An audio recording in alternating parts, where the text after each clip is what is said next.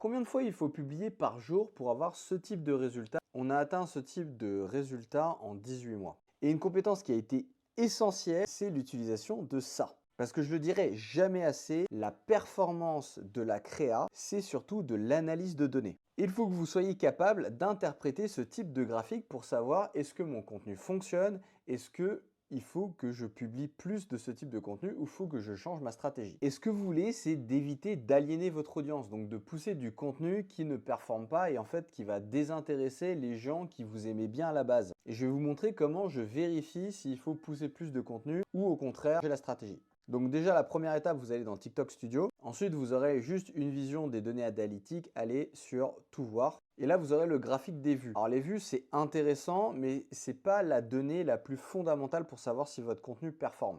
Parce que simplement, vous pouvez faire des vidéos qui vont être virales, mais qui ne vont pas du tout être engageantes pour vos audiences. Ça va être du contenu snack, les gens vont scroller, ils vont aimer, ça va les faire rigoler, mais ils ne vont pas s'attacher à votre personne ou à votre contenu.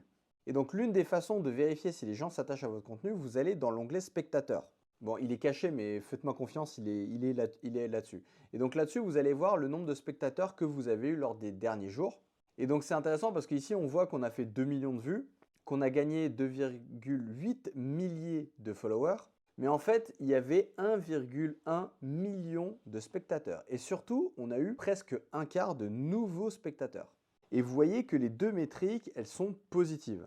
Et pourquoi c'est important? Parce que si vous regardez à 60 jours, vous voyez, donc là, on est dans cette période-là, on a des nouveaux spectateurs et on a des spectateurs avec un pic. Donc, on a une stratégie de contenu qui fonctionne.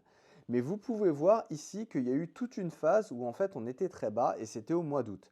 Et pourtant, dans cette phase-là, on publiait plusieurs fois par jour. Sauf que ce contenu-là n'était pas le contenu qui permettait de faire grossir la chaîne. Et en fait, si on le vérifie, vous regardez dans les nouveaux spectateurs, vous pouvez voir ici, là, en particulier dans cette période-là, vous voyez qu'il y a une période de creux. Et ça montrait que le contenu qu'on essayait, cette période de creux, n'était pas pertinent.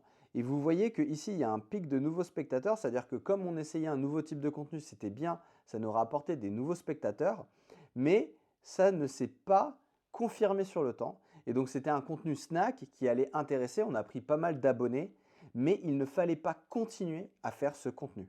Et donc quand vous cherchez des idées de contenu à produire, regardez dans l'historique et allez voir les périodes qui sont comme ça et essayez de produire des itérations de ces formats-là qui vous apportent des pics de nouveaux spectateurs et de nouveaux abonnés.